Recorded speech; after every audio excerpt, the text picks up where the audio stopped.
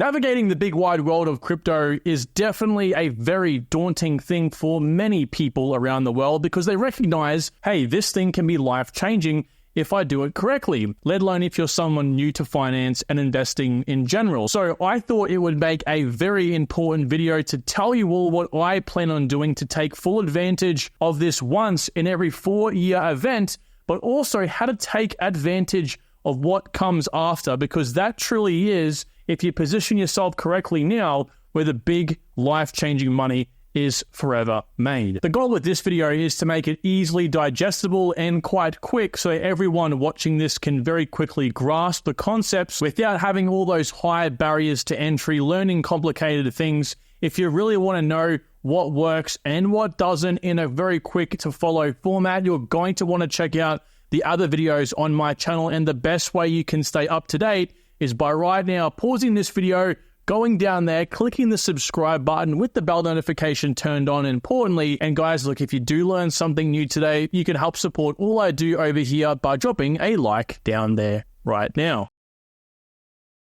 With the Bitcoin halving being only 22 or so days away, this is important to take advantage of because, again, you don't have too many chances like this in your lifetime, especially if you are someone approaching the later stages in your life. If you can put 20, 30 grand in now, turn that into, let's say, 2, 3, 400,000, the next time this happens, you have more money to put in, which means more money you get out. So I think it's important to break this video up into multiple stages, and we're going to start at the pre-halving point of view to give you an idea of where we are right now and what I'm doing to take advantage of the current point in time. And right now, I'm emphasizing putting money into what I call my main bags, my positions in altcoins that I'm looking to hold for 12 months or more, with the strategic reason to avoid paying capital gains tax, which is basically an additional tax levy on top of the additional tax you pay in anything you do. When you buy, sell, trade, whatever, you typically pay that a percentage in tax,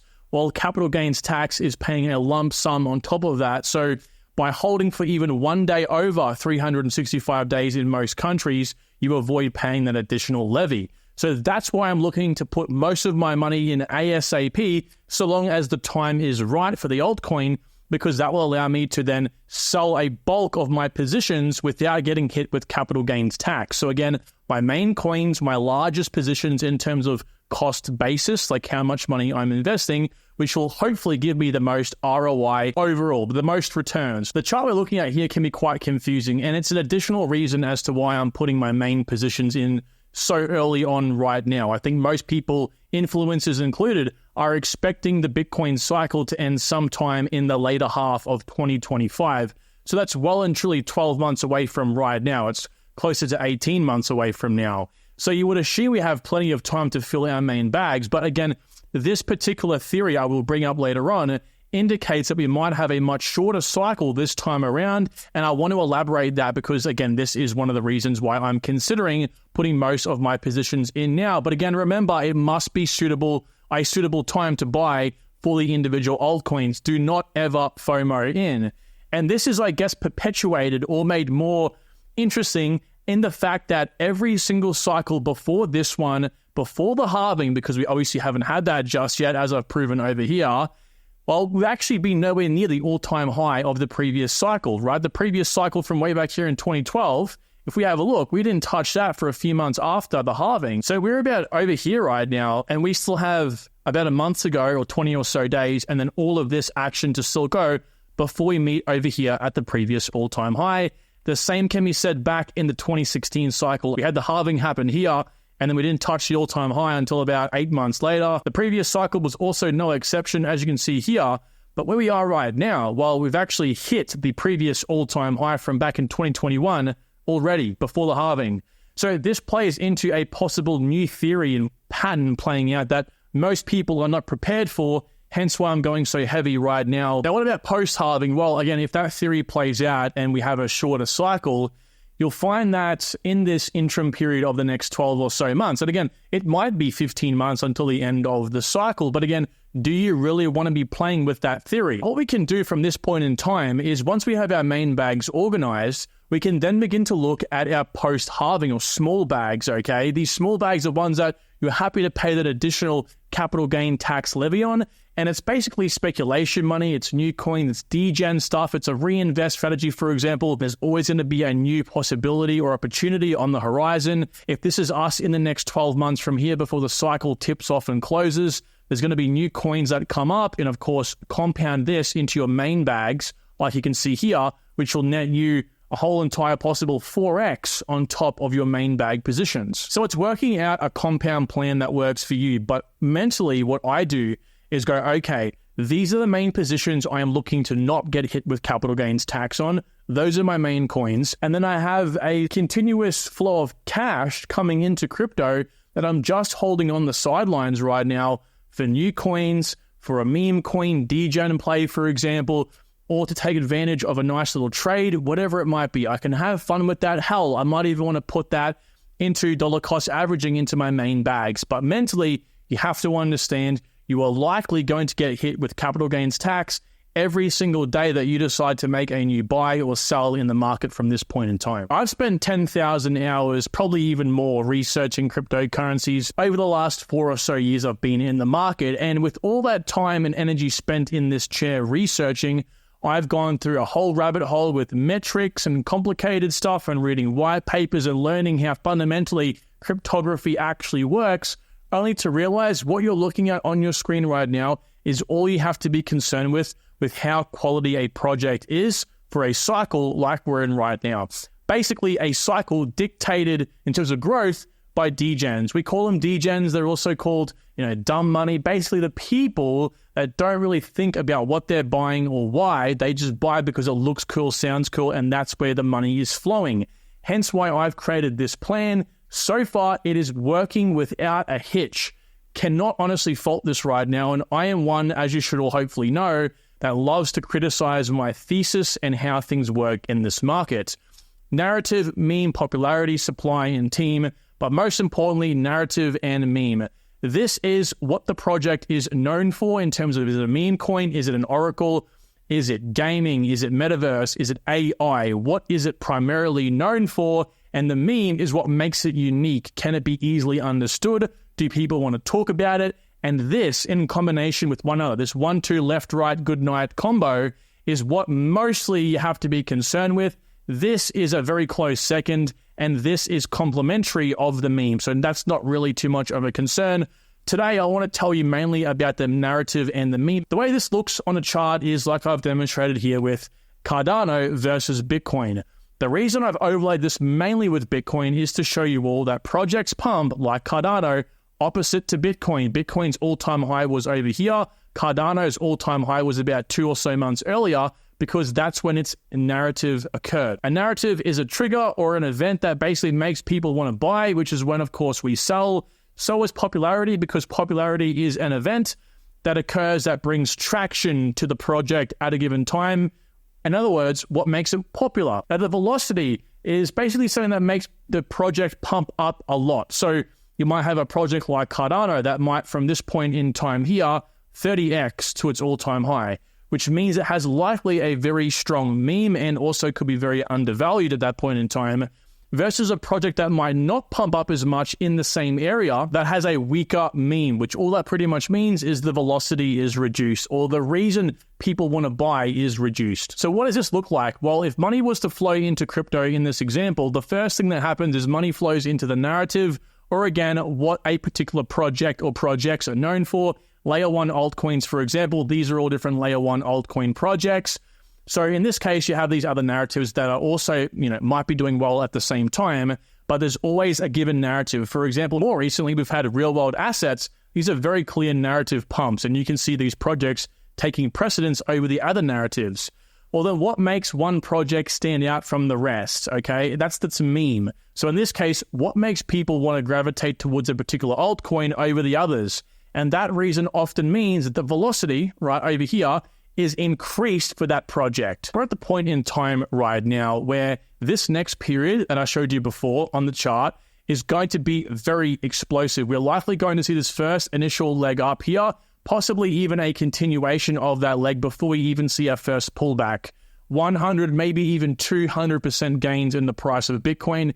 basically, face melting gains. But it's important for you to recognize that altcoins don't move up with Bitcoin. The general sentiment, yes, if it's a good day, altcoins will move up. If it's a bad day, most altcoins will move down. But what you have to recognize sooner rather than later is the fact that, for example, an altcoin like Chainlink's all-time high happened about 6 months before Bitcoin's all-time high. And if you were waiting for a kumbaya moment over here and sell all your altcoins with Bitcoin, you'd be selling Chainlink substantially lower than what you would be if you were to sell it at its narrative pump over here. All Oracle altcoins pumped at the same time as Chainlink. Matter of fact, if you were in this situation and you did decide to hold hoping it would go higher, chances are you'd be still holding your tokens today because you were still hoping for a continuation of the pump. HBAR pumped more so over here with the likes of Bitcoin, but it also had a slight pump with the likes of a Web3 layer one like Cardano. I've kind of compared them all and lined them up perfectly so you can see that none of these actually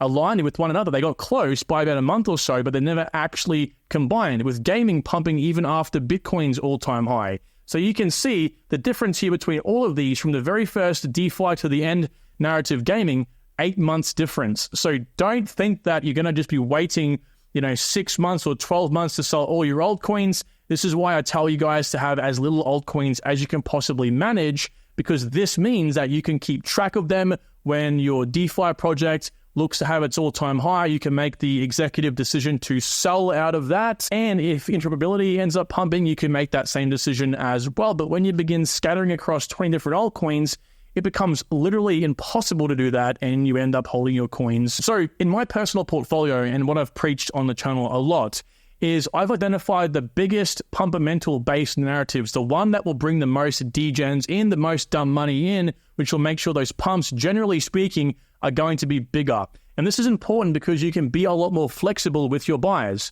The buyers over here, all these projects, maybe even the nines as well, most projects, even if they are somewhat crappy and don't have a really good unique aspect or a meme, like I explained earlier, they will still attract attention and they will still pump significantly. The further down this list you go, and again, I've made this list completely free for everyone, the further down this list you go and the less powerful the narratives, or at least the less interesting these narratives will be, the more you have to focus on the unique aspect of the project versus the competition. For example, if you're looking over here at IoT and you're looking at the likes of IOTA, right? IOTA versus the likes of Morpheus Network. What are the two differences of the two? Why would people want to buy one over the other? And if that is unique enough, then of course you can go ahead and make that bet. But I would always hedge into the top narratives simply because money is going to flow there, even in the crappy smaller coins. So you can be very flexible and make those massive gains if you really got lazy with it, basically. So I like to double down on at least 2 each of these top narratives, and if I can, 3. So that means buying a project like Near Protocol that hits Web3 layer 1. So over here, hits AI, hits interop, hits a few other of these areas like data availability, and also buying other projects in the same area at least one more time. So the likes of Celestia over here for data availability. I might hit Web3 layer 1 again with the likes of a Mina purchase, and the list goes on. So this is of course indicative of doubling down on many different narratives. Narrative 1 over here might be the pumping of AI like we've seen recently. You might be able to then possibly sell your AI altcoins, and if you really wanted to, have the chance to maybe get into a narrative that has yet to pump. For example, gaming, right? Gaming is likely to pump again at the very end of the cycle. Jump into gaming and then make a good play on gaming as well as your existing positions, and then so on. You can do this compound. It can get a bit complicated, and again, you are going to pay more capital gains tax. And staking is a very important term you have to understand as well, particularly now, because we might have, again, 6 to 12 more months of at least, earliest of the cycle to still go.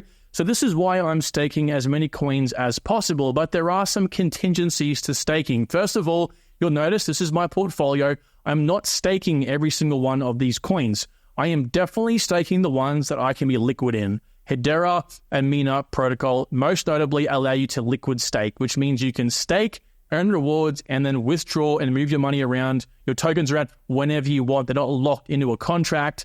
I'm also staking my Near protocol, but when you unlock Near protocol, it's on a 2-day timer. Pierce Network is up to a 7-day unlock. I'm not staking Flux, Singularity, or Fetch, as well as I've unstaked recently my Multiverse X. Reason being is because You have to either lock them into a contract which is fixed, so you can't take the money out whenever you want. You have to wait for that contract to end, or just simply, it's just not worth my while. Having to go through those extra steps, whether it might be a 7-day unlock or whatever it might be, it just isn't feasible. And yes, I am staking my Manta, and it is a 7-day unlock, but I'm staking it because I'm getting 40%, actually 42% APY, which is insane, and also airdrop benefits. So I'm taking more of a risk on board with Manta to get those additional benefits. And this reasoning all goes to show why you should decide to stake, but be careful of the risks. Staking directly through a validator or a hot wallet, for example, like your MetaMask, staking through basically directly through the network itself on a validator, and never, ever staking through Binance, for example, or a website. Because if the website crashes or gets hacked, you lose your funds and the network still runs, that's adding insult to injury. Whereas, of course, if the network shuts down and you're staking directly to the validator itself, well, I mean, everyone's in the same boat as you. It is bad, but of course, it's not adding insult to injury. You also want to be aware of the lockup timeframes. Again, this is locking into a contract for a period of time, which is why I'm not staking these guys. Unlock times, again, like Pith Network, like Manta Network, how long does it take for you to unstake? Any fees that might come with associating a stake to a validator. Some of these guys actually take 100% of the rewards, so you don't want to stake to them, so be careful. And also slashing fees and the probability of slashing. This pretty much means if you stake your tokens, or what's called delegate your tokens to a validator, some networks will incur a slashing penalty, which means if that validator goes offline, even if it is accidental for a few minutes, a percentage of everyone that's put money into that validator is removed. If you delegate to that node and that node accidentally screws up, you're the one also being penalized, so there is a chance of indefinite loss. But like I've spoken about time and time again, I mean, the benefits of staking are a lot more than most people tend to grasp. If you stake, you can do two things. If you're looking, for example, with Manta Network over here, 40% APY. If I'm staking for like 12 months, I would gain 400 tokens if I staked 1,000. And this means if I'm looking to get out at $99 to achieve my goal of $100,000 revenue, well, I can actually sell at $70, which is a diminished multiple, right? Rather than 45xing my initial input over here, I can aim for a 32x now. However, I can still achieve my revenue goal of $100,000. It's 22% cheaper and safer because I have essentially more tokens. But if you're someone who just wants to make more money, you can continue to sell at the same 45x target, but again, because you've acquired 400 more tokens over this last 12 months, you can just simply make more money. So $39,000 or 40% of your initial cost basis. I mean, the benefits here are twofold. You can decide on how you want to play this out depending on when you sell, but again, very important to stake. So what is this lengthening cycle theory I hear you all saying? Well, actually, I've spoken about this probably too many times on the channel now, and I'm looking to interview the gentleman who actually proposed this theory very, very soon. Okay, so stay tuned and subscribe for that interview. Essentially, every single cycle the Bitcoin's had from the very first to the current, we're finding that from the very bottom, the trough over here, to the very, very top, the all-time high, it lengthens, right? So from the trough to the top, it was about 300 days initially. Then in this orangey color, it was about 746 days. In the last blue color over here, which was that 2018 cycle, it was 1,050 days.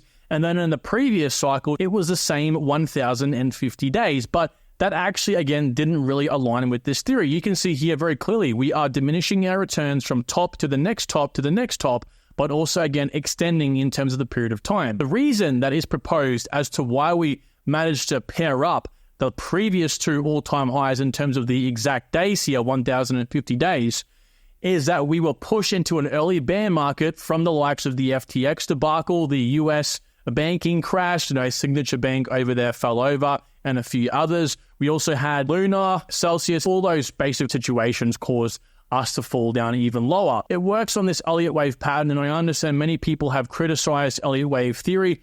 I'm not here to approve or disprove that. However, this theory is still valid because we didn't fall down in the period of time from the 2021 cycle beneath this fourth impulse wave you can see here, which typically is invalidated if it falls beneath this first impulse wave over here. If we manage to fall down beneath it, this whole thing is invalid, and of course it means that this whole theory is likely not true. But because we didn't, it could possibly still be playing out. So we were meant to catch support over here and then bounce up to the actual blow off top moment, in which we would have put in the all-time high somewhere around over here. If it was to play out due the purple line over here, I guess it would actually fall in line with that, depreciation of the all-time high or the trough to the highs and that lengthening cycle as well. But either way, I think where we are right now makes total sense. Every time we are close to or at the time of the halving, we tend to be in this dark blue color over here. So all I would say, guys, that I'm not here to fearmonger or scare you into believing that we are into some extended cycle here. I think just being prepared makes the most amount of sense. And following these principles today will allow you to take full advantage. So with that said, thank you so much for watching today's video. If you have enjoyed, I would love if you dropped a like right now to help, of course, support all my work. And I will see you all tomorrow. Take care. Bye.